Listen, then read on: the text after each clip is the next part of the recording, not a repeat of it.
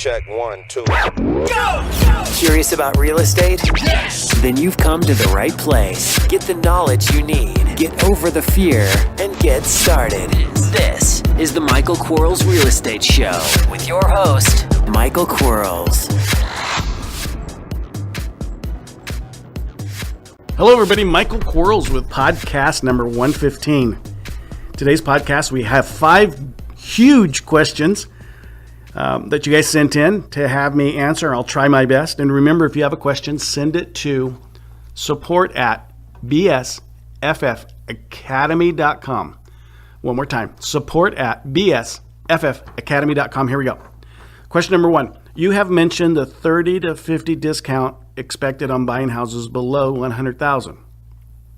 My question is, do these percentages change on very low cost houses, say in the range of 10 to 15 to 20K range, or does your model allow for only a few $1,000s profit on those? Yeah, we actually have a minimum, and my minimum in the old days was $52,000. So if a house was worth 100, I couldn't spend more than 48. What we end up doing today in our model is we take the value of the property and we multiply the value of the property times 20%. If the 20% is greater than $15,000, we're going to use that as the minimum. Then we take the sales price or the value of the property times 10%, and we add that. So basically we're doing 10% plus the 20%, or the 10% plus the 15,000, and doing our subtractions, and that's what our minimums. So what it gets to now, if I bought some houses, we only paid $10,000, and there was no way for me to make $15,000 on the house on it. They were worth like 19, I think 1921, something like that. So I was buying them at 50 cents, but they were the kinds of houses that I could pay myself back by the rent within the 24 to 30 month period. So I know, landlord yuck. You guys are so tired of hearing yuck, especially those of you that like landlording. I'm going to stop saying it because these 2 little houses that I bought for 10 grand, these people are just, they love the fact that they get to send in their rent. I don't bug them. They don't bug me. It does take a little bit of time to get rent from North Carolina, but so in an area, I guess in an area where the price tags of the homes are so low, then you really have to look at how are you going to make your money, and probably how you're going to make your money is off of rental income until those homes increase in value to a point where you can make substantial money. There is a way to filter off of that so you're not looking at any of these price tags, and that is when you go to ListSource and you ask, hey, give me the equity base based upon percentages of 30% to 100%. You can actually also ask it to give me the value based with a minimum of $30,000 in equity. So that way that keeps you from marketing to the really low price tag houses. So you can do that. Hope that helped. Question number 2. We all know your podcasts are full of useful and relevant information, and I'm listening to them daily. Well, thank you.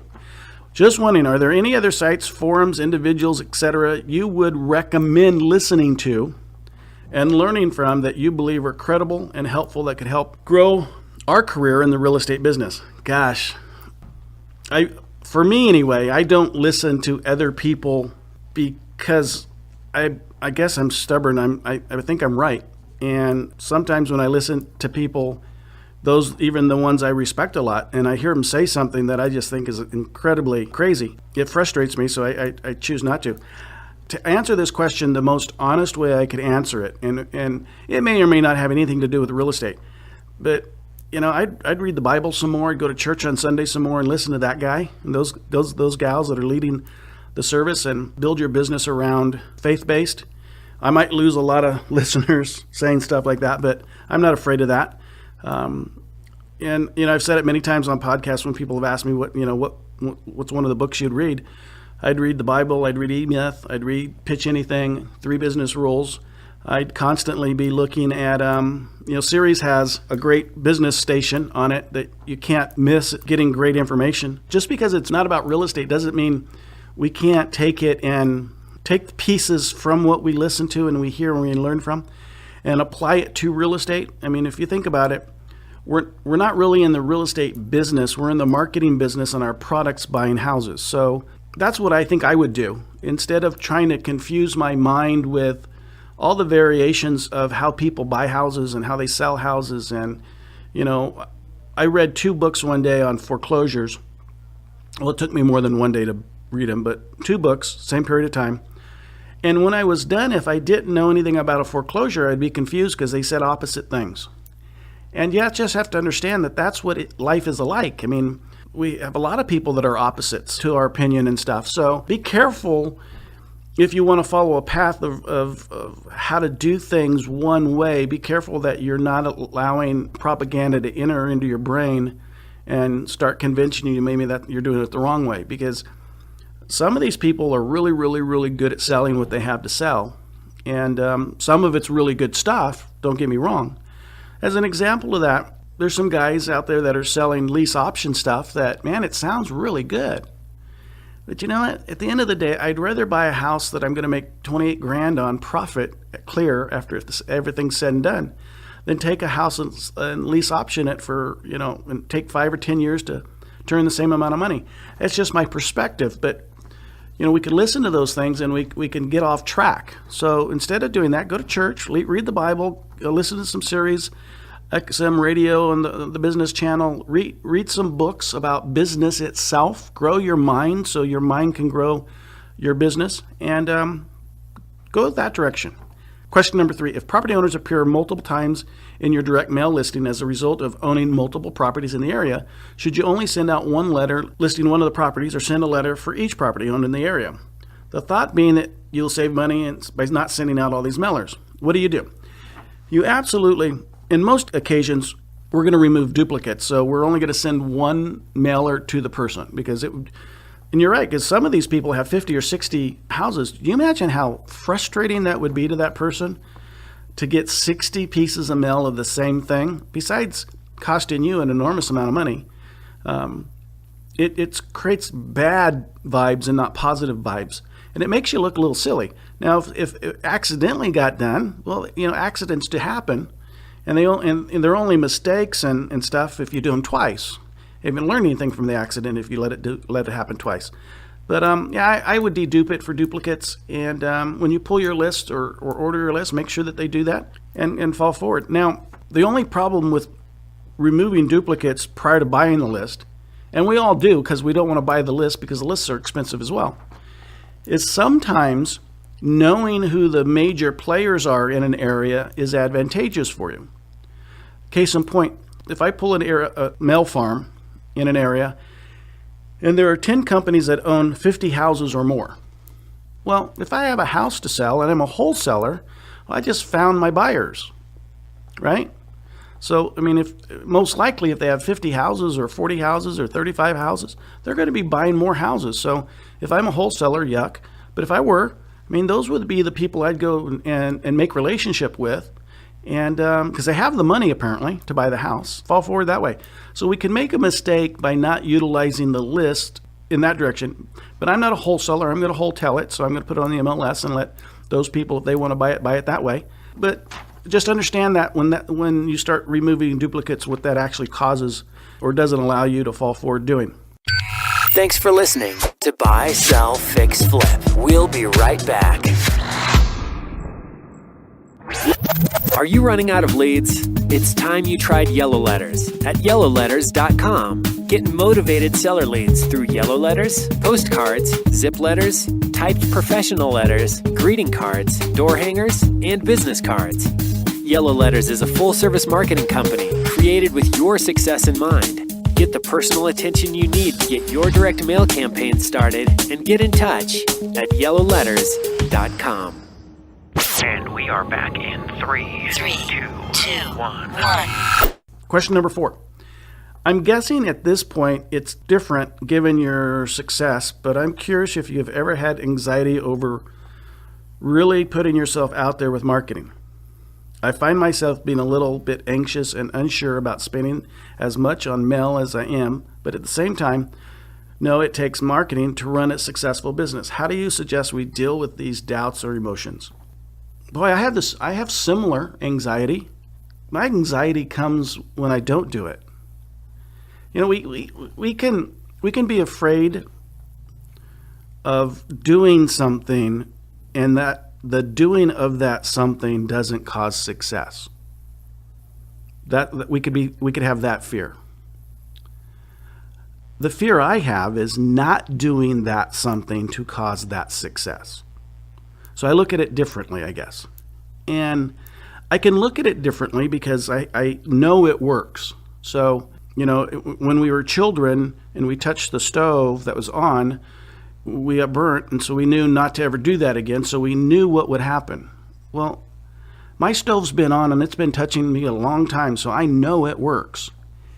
And guys and gals, and if you're on the fence, jump off the fence. You either need to jump off the fence and go do something regular that doesn't give you the anxiety, because you can't live with anxiety.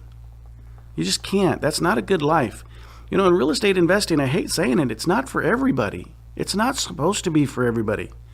But you may be at a point where that anxiety is so stressful and it inhibits you from having pure thought that maybe you need to take a break.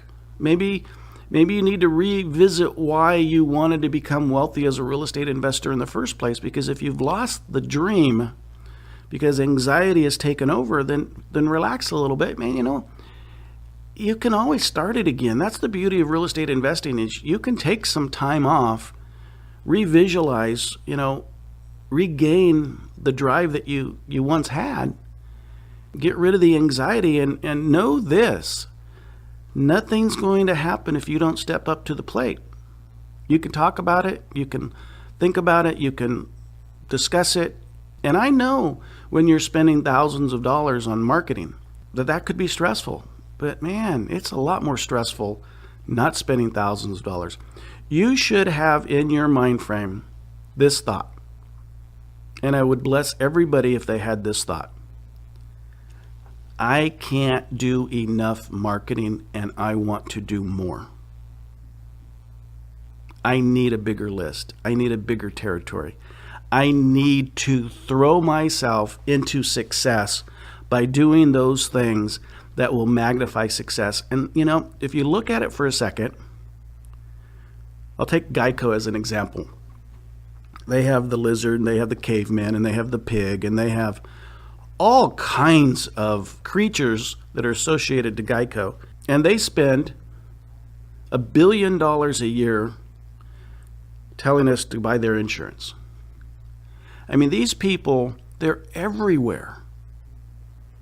And the owner of Geico said one day, he said, I cannot physically spend more money in marketing because I can't spend it anywhere. Think about that thought process. You're already spending $1 billion.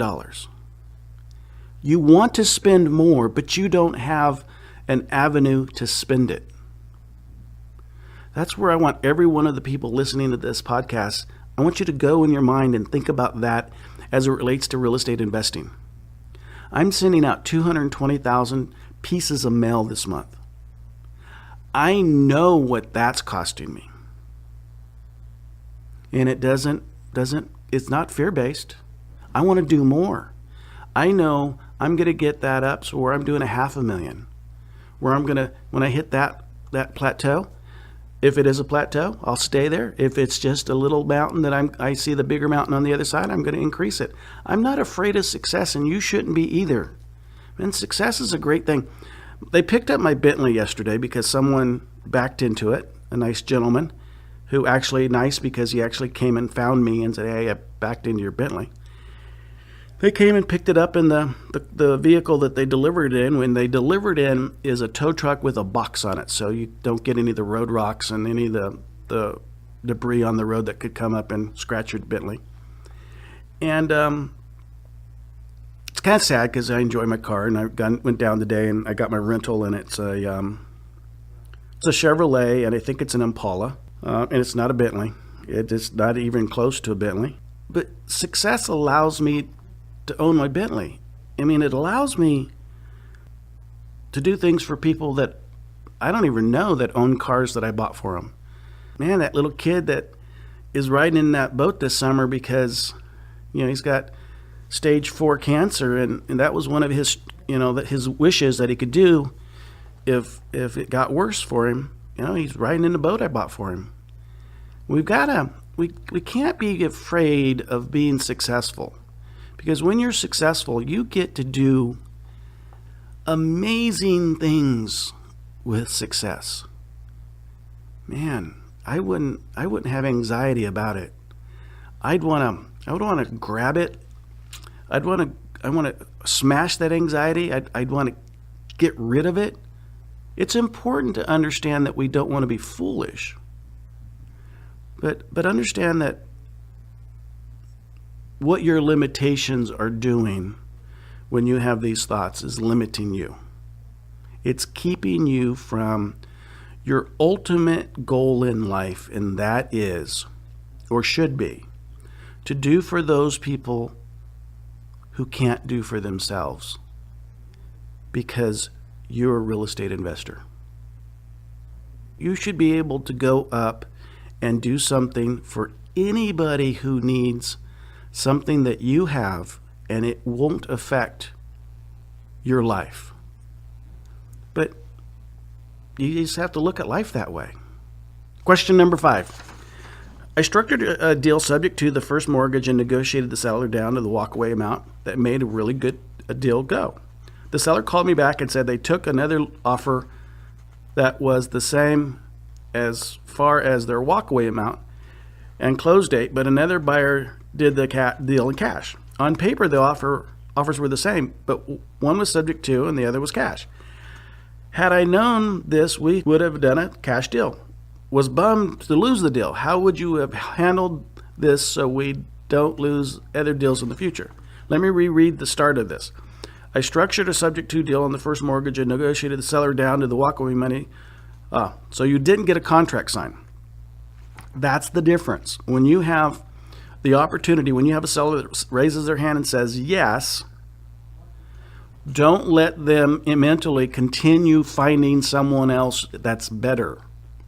Negotiation means that you have a seller that says, I will sell you my house. I'm a buyer wanting to buy your house. When you finalize negotiation, you get a contract signed. So talking about buying a house is just talking about buying a house. Finalizing negotiation gets contract. Now, when you talk to sellers, buying subject to is one of the fastest and easiest ways to get your house sold. And it presents itself well. And there's a lot of good stuff about subject to. I mean, it doesn't reduce the credit score to the seller when that loan's paid off. It actually increases the credit score to the seller because you're going to make those mortgage payments on time. But at the end of the day, if they wanted cash, they wanted cash. And if you didn't get a contract signed, I probably would have negotiated cash as a follow-up or as a alternative. I can do it this way or I can do it that way. But I would have absolutely closed. I would have probably been there in person and said, sign here. And they would have signed there because we would have negotiated. They agreed. But unless you do that, then you're opening yourself up to somebody else that comes in and betters your offer by paying cash. Now, it could be that the person that bettered your offer doesn't have any intention of paying cash either. They just locked up the contract on a cash transaction and are going to renegotiate it falling forward. So I almost want to say a little bit of shame on you, but I don't know who wrote the question. So most of the people that are in the program are doing really well, so I can't say that too much. But I think a little bit of shame on you that you didn't get the contract signed, that you didn't create urgency with the seller getting that thing back to you, that you didn't do what needed to get done, so he knew he didn't have to go someplace else. I mean, it's kind of like, no one orders 2 pizzas, from 2 different companies because they want a pizza. The pizza company kind of confirms for us by creating an urgency mentality that they're going to get our pizza out to us within 20 or 30 minutes or so that we don't have to call another pizza company, okay? So if we don't create that same urgency in the seller's mind by using embedded commands and saying things like, when I buy your house, when you sell me your house today, when we close and have the money on the day of your choice, those kinds of things, and you don't make the seller believe that performance is in fact going to happen, they're going to continue to call another pizza company, in this case another investor. We needed to extinguish that thought process during our negotiation, and we could do that. The easiest way to do that is to take the negotiation all the way up to finalizing it by getting a contract signed. And I know we do it here too. So, everybody does, where we send a contract out because the seller's out of town or we're out of their town, kind of thing. And between the email that goes out and something happens and they get seller's remorse. But in this case, it doesn't sound like seller's remorse because the seller wanted to sell for the same price. What happened here is we didn't tell the seller that we were the buyer at all circumstance. And, shame on us a little bit, but good learning, good question. Guys, I appreciate you. Want to let you guys in on it's not a coaching program because I have paused mine, and I appreciate all the people that are asking me to open it up again. And it'll open up again, and I can't tell you when, but it will. So keep raising your hand and let me know that you want to be in the coaching program. But in the meantime, we are opening up an Alex seat to someone, and basically it's a person a week where you can come in and you'll be an Alex. So the phone's your phone is gonna ring off the hook, and you're gonna learn how to negotiate the Alex system, going through the scripts all day long. And then the next day, you're going to be a Ryan. So you're going to take it from the first day, and you're going to make appointments for yourself for the next day, and you're going to learn how to close over the phone. And we're opening it up. That those seats are going to be $14.97. I think it's a powerful, powerful, powerful way of learning this, and then you'll be able to see the facility and how we do it. That'll be pretty impressive too, I hope. But we are doing that. So if any of you want that, let support know. And we'll fall forward with that. We're in California, so if you're far, far, far away, I still think it's worth the trip because of the amount. I mean, let's face it, if you can learn how to buy houses from your office or desk at home, why ever go knock on a door? Why ever worry about rehabbing it if you know how to buy it and sell it without having to do that? I mean, let's face it. I mean, who cares? Some of the stuff that my coaching program teaches, we teach it because we're actually hands-on talking to sellers, inspecting houses, those kinds of things. But if you didn't have to do any of that, then why would you? So it might be for some of you something that's pretty powerful. I appreciate the opportunity to do these podcasts. If you guys like them, please go up to iTunes. It's been a while since someone said, "Mike, we love you," and I'm hoping I get some love soon. My wife loves me. My Chihuahua loves me. So I got a couple people. Talk to you guys tomorrow. Have a good day. Bye-bye. Thanks for listening to the Michael Quarles Real Estate Show. Get more info and stay in touch at michaelquarles.com.